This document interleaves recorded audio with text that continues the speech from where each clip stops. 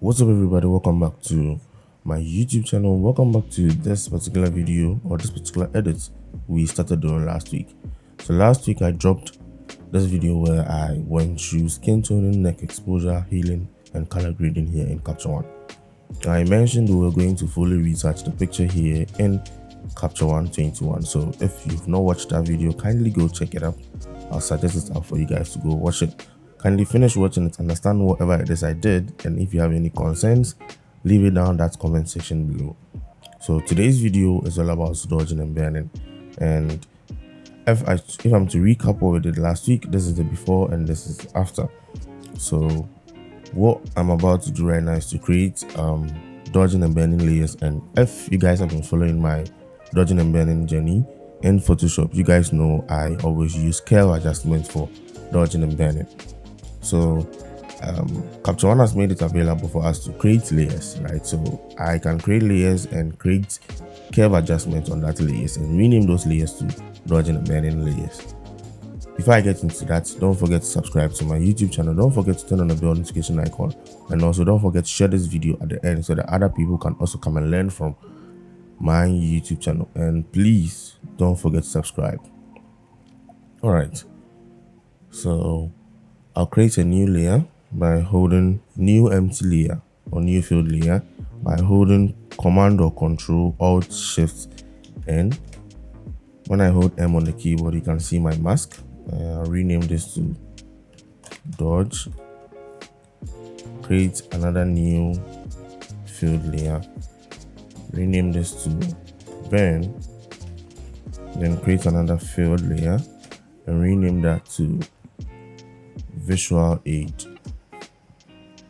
So with the dodge, I'll come into my curve adjustment, then make sure I create a very significant dodge curve adjustment. I have this for the dodge. Then on the dodge adjustment, all I'll do is invert the max. That's something I also like about Capture One. If you have the max, when I hold M on the keyboard, you can see the max. And when I invert the max, it inverts like that of a mask in Photoshop, where you'd have to paint white on black or paint black on white to either reveal or conceal. So with the burn, let's hide the max for now. Move the curve adjustments down and take the highlights away from the burn. Move into my reds, because we're taking away the saturation or light from the burn. In the highlights of the burn, we'll add some reds.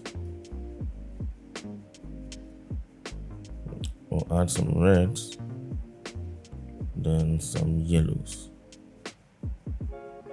so that it compensates for that saturation shift in the burn. Same thing goes for this. We hold M on the keyboard to see the max. We right click on the max, then we invert the max. Now we have this. So for the visual aid is more or less the black and white adjustments I create in Photoshop. So with this, since it's a layer, and with Capture One layers, you can actually do a lot of things on that one particular layer. The very first thing I'll do is to reduce the brightness. Right after reducing the brightness, say -20, then I'll take away the saturation. So this is what we're looking at if you're looking at a visual aid, where we wouldn't be having color shift issues with our eyes. So if I should turn it off or toggle between on and off, this is going to be a visual aid. If you want it to be too drastic, you can push in the contrast so that you can see where you're dodging and where you're burning. The only problem is that the color grading you've done is going to affect that. It's the advantage of Photoshop layers compared to that of Capture One is such that whatever layers you create before, you're still going to see the effect after when you create a different layer. I don't know if you get what I'm trying to say. This color grading layer was created in the previous video, but you're seeing the effect even though it's beneath the visual aid adjustment layer, right? So that's the only thing I think if Capture One is to upgrade their features, they should consider doing that check. But I think they have a great image to work from. So let's just turn off the color grade. That's if it's not going to affect us. I don't think it will.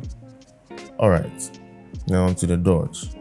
We'll pick up our brush tool by holding B on the keyboard, right? And these dots you're seeing here are the masked representation, right? So right now it shows the one with the orange highlights shows that we are on the dodge max.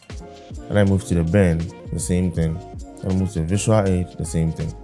When I go to the color grade, the neck exposure, then it shows me I'm within the neck exposure. When I move to the skin toning, it shows me I'm within the skin toning.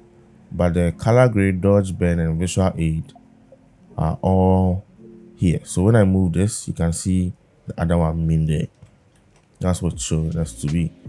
So with the dodge, when I'm dodging and bending in Photoshop, I always make sure my brush flow or my brush hardness first is at 0, right? So that we can get a soft looking brush. My flow, it's either a 1 or 2. My opacity, brush opacity is 100. And the size depends on what area I'm dodging or what area I'm bending. Now, in my previous video, I mentioned explaining why you should use pen pressure and airbrush. If you have a mouse and you can follow accordingly with what you're doing here, I think it will be good, because I know people who use the mouse or the trackpad to retouch very well. But for dodging and bending, majority of the time, if you want an efficient dodging and bending process, I advise you get yourself a graphics tablet. And if you want your own graphics tablet, to get yourself a Wacom graphics tablet. There are cheaper versions out there, there are expensive versions. Depending on how much your finances can afford, get yourself a graphics tablet, because the airbrush and the pen pressure are tools I use even in Photoshop, and they help me very well when I'm dodging and bending. So I would advise you get one, then you can follow suitably along with whatever it is I'm doing right now, because I'm going to use pen pressure in the sense that there are some parts I really want to dodge out, there are some parts I'll still want to keep there, and there are some parts I'll just slightly dodge out or bend out. That's what dodging and bending is all about. So let's start by dodging. And if you've been watching my previous video, I have a previous video on how you can dodge and bend your images in Photoshop. I'll link it up so you guys can go watch it. It's exactly the same thing. We'll be dodging out our shadows where we don't need them to be, and we're bending our highlights where we don't need them to be. And even in our shadow areas which have highlighted areas, we can bend that side to smoothen that transition of shadow in that particular region.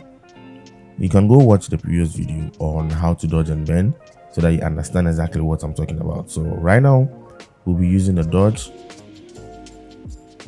When I turn on the max by holding M and I paint over, you see the max over there, not as drastic as if I'm painting at 100% flow.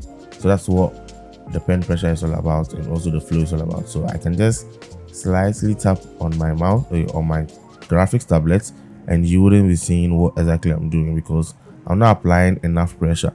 But then again, if you take a close look, when I zoom in and you take a close look, you can see that there are some brush strokes which I have made on the skin.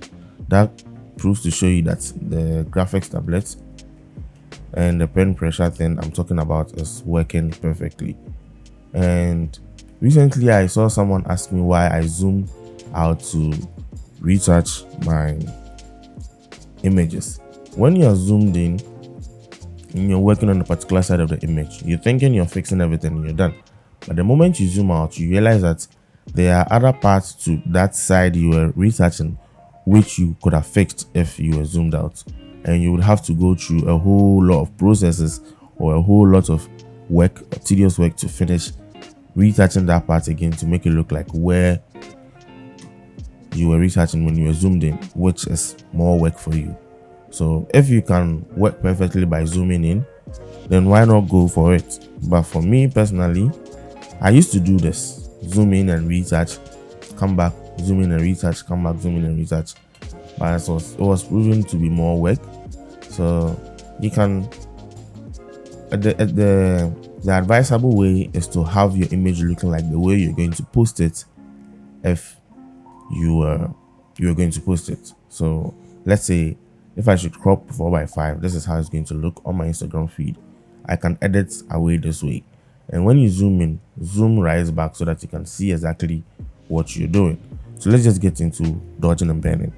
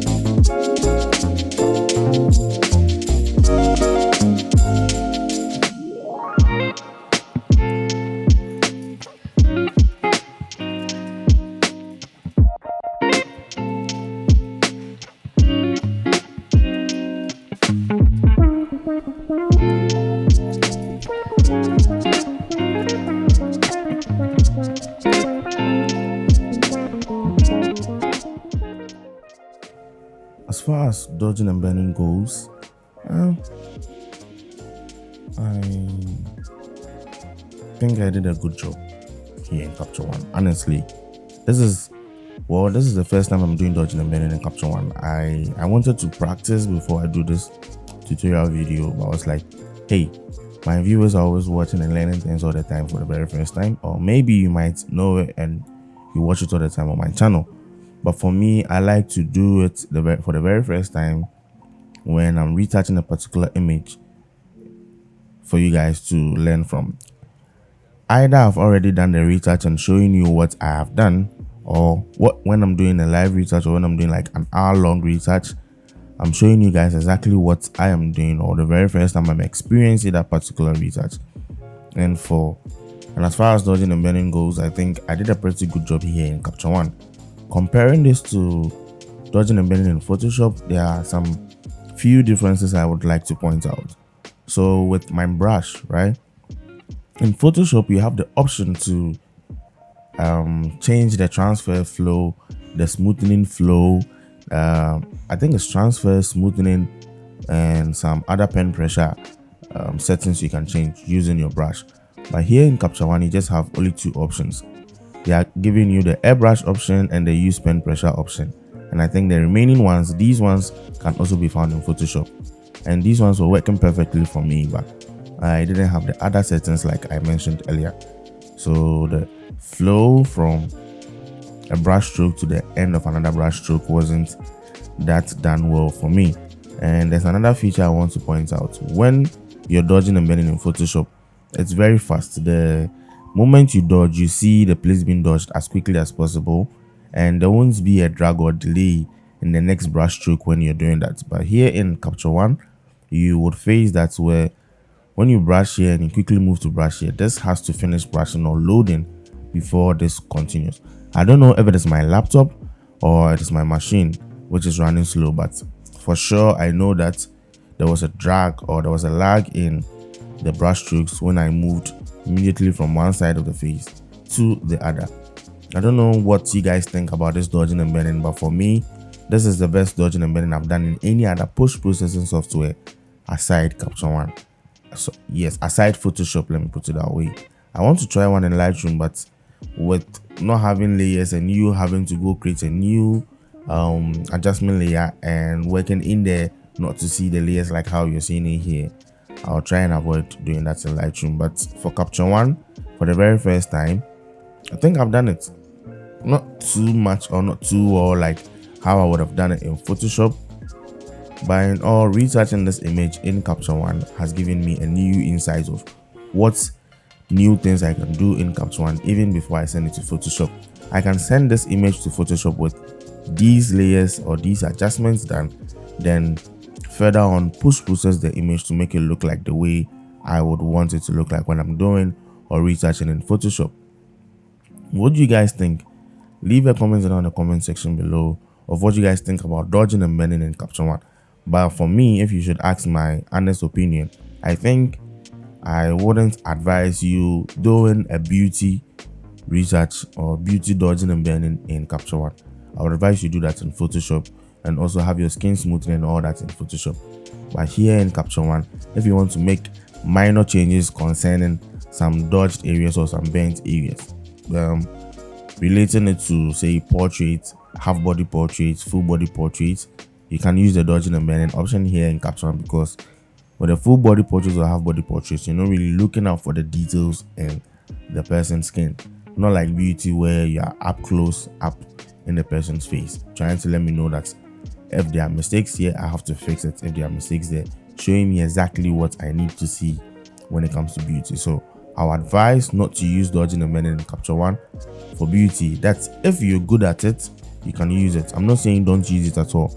If you're good at it, I think with more practice, I can get good at dodging and bending in Capture One. Then maybe just do a few touches in Photoshop. So if you get good at it, please use your Capture One. But if you feel like you need to quickly finish up whatever it is you're doing, then just go to Photoshop. I like challenging myself, and me challenging myself to dodge and bend in Capture One, like I mentioned earlier, has brought a new insight to me as a person, as a researcher as a whole. So I would like to explore more with the dodging and bending in Capture One, and I can see maybe later in the future me having to do everything I need to do here in Capture One. That's when they upgrade their settings to their when they upgrade some of their issues. Maybe the brush lagging. I don't know if it is my laptop, but I feel like there's a lag in the brush.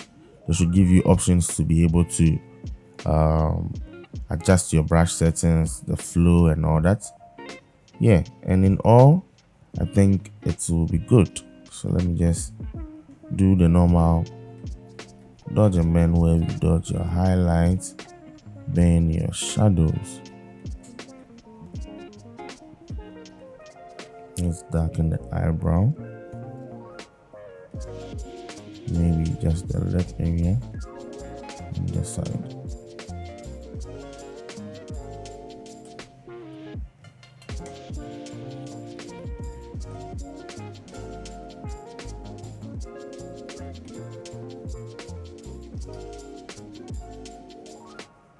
So just you guys should let me know down in the comment section below what you guys think about dodging and bending in Capture One. Would you recommend it to another friend to use, or you just tell the person to forget about it and go into Photoshop? I hope you guys saw the lagging thing I was talking about. All right, so I think I've done something here in Capture One, and I'm glad I did this tutorial. If you learned something new, and if you thought this video was great and it's informative enough, kindly give me a thumbs up and leave your comments down in the comment section below with whatever concerns you have about or anything about Capture One 2021 concerning this particular video or the previous videos I've put out. Leave your comments down there in any of the videos and I'll get right to you. If you're new here, thank you for joining in on my YouTube channel. I'm glad you came to learn how to use dodging and bending in Capture One. I would advise you watch my previous videos, which you would find insightful, so that you stay on my channel and help improve either your photography journey or your retouching journey. Don't forget to subscribe to my YouTube channel. Don't forget to turn on the bell notification icon so that when I drop a new video, you'll be notified as soon as I drop that particular video. And thank you for watching once again, and I'll see you in my next video. Peace.